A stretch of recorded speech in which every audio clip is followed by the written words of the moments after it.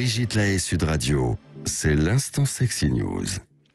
Alors Bruno Martin, nous retrouvons Fleur Chéry, journaliste à union.fr, qui va nous parler du plus vieux métier du monde. Enfin, il paraît que c'est le plus vieux métier. C'est ça. Bonjour Flore. Exactement.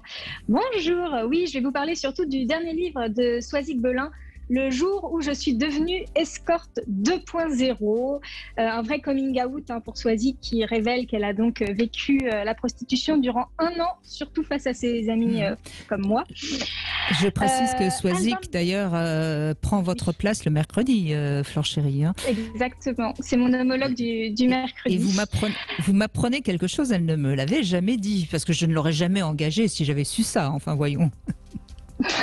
Oui, connaissant votre regard très sévère sur les travailleurs du sexe, oui, je me doute. Non, je plaisante. En tout cas, c'est évidemment une blague, oui.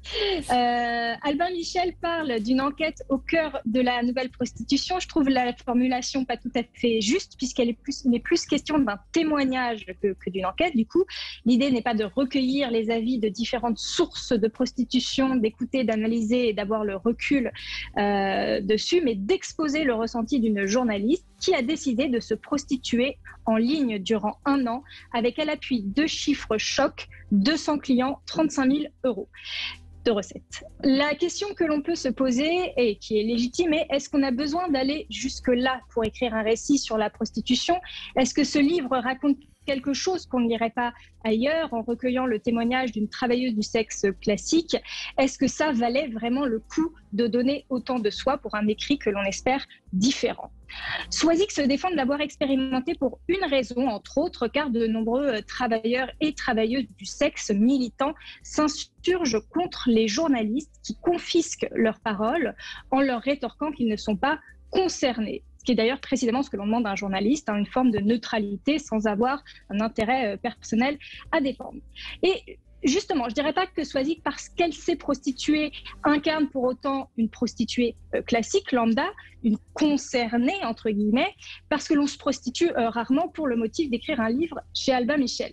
Mais justement, Soisig apporte, en plus de son ressenti, une curiosité, une envie viscérale de décortiquer les clients, de comprendre, de vivre cette prostitution comme une étude sociologique. C'est peut-être en ça, d'ailleurs, que j'ai trouvé ce témoignage intéressant, car on se fout au final de la psychanalyser ou non, cette prostituée ou cette escorte, de savoir qui elle est, si elle est vraiment différente de nous, de comprendre son quotidien, ce qu'elle mange au petit déjeuner, si elle a des enfants, une famille, des amis. On s'en fout quelque part de Soisig Belin, qui s'explique laconiquement sur son choix, sans vraiment essayer de s'excuser, mais on suit le vrai objet de curiosité qui m'intéressait moi, à savoir le client.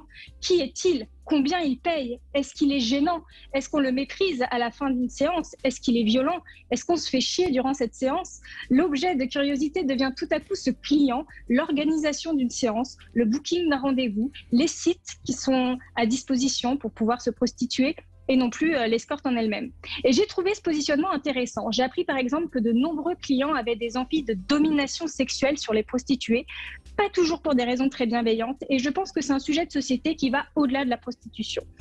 J'ai appris que de nombreux clients souhaitaient vivre le syndrome du sauveur de la prostituée, et je pense que c'est un sujet de société qui va au-delà de la prostitution. J'ai appris que de nombreux clients avaient de lourds problèmes d'ego, qu'ils cherchaient à être rassurés constamment, et je pense que c'est un sujet de société qui va aussi au-delà de la prostitution.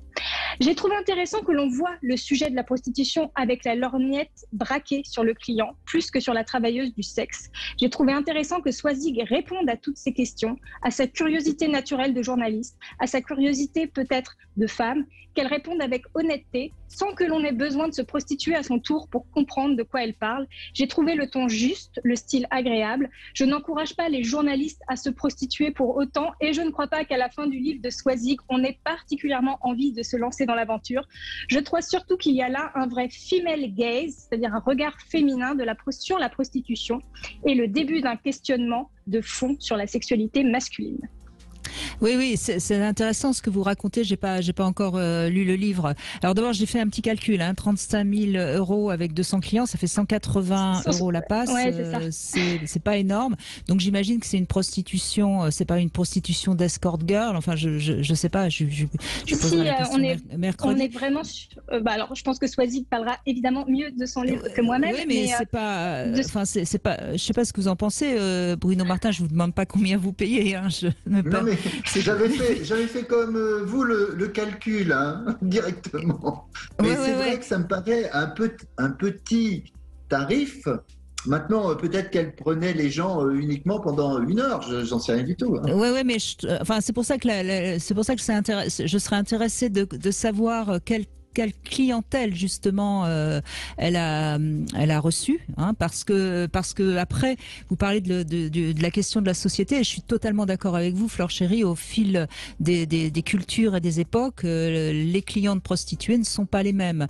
Maintenant, c'est très révélateur des relations hommes-femmes aussi, les clients des prostituées, et je suis sûre que aujourd'hui, il y a plus de clients qui vont chercher à être rassurés qu'il y a peut-être 50 ans ou 60 ans où l'homme était finalement de toute façon le maître à bord de la sexualité. Et Bruno Martin vient d'en parler il y a un instant, je ne sais pas si vous avez entendu, mais il reçoit de plus en plus d'hommes qui sont un petit peu rejetés par une femme parce qu'ils ne sont pas à la hauteur. Donc de là à aller voir une prostituée, évidemment. Oui, Bruno, allez-y, je vous en prie. Mais je pensais aussi à ça, c'est-à-dire toutes les questions soulevées par Flore sont excellentes. Mais est-ce qu'on avait les mêmes problèmes? Est-ce que les clients venaient pour les mêmes raisons il y a 20 ans, il y a 50 ou il y a 80 années? Oui, moi je pense qu'il y a quelque chose qui se perd, par exemple, c'est le passage d'un jeune adulte avec son initiation avec la prostituée qui se faisait, je pense, alors je n'étais pas née, mais peut-être il y a 50 ou 60 ans, on n'allait plus couramment voir une prostituée pour se dépuceler ou pour apprendre le sexe.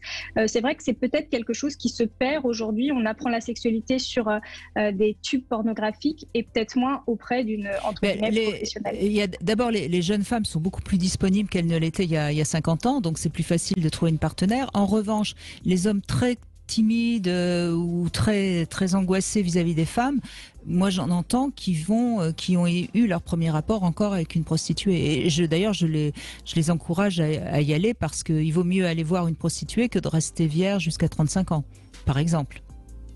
Mais oui. Vous avez raison, c'est beaucoup moins fréquent, puisque les jeunes femmes sont beaucoup plus aptes à avoir un rapport sexuel, ce qui n'était pas le cas il y a 50-60 ans.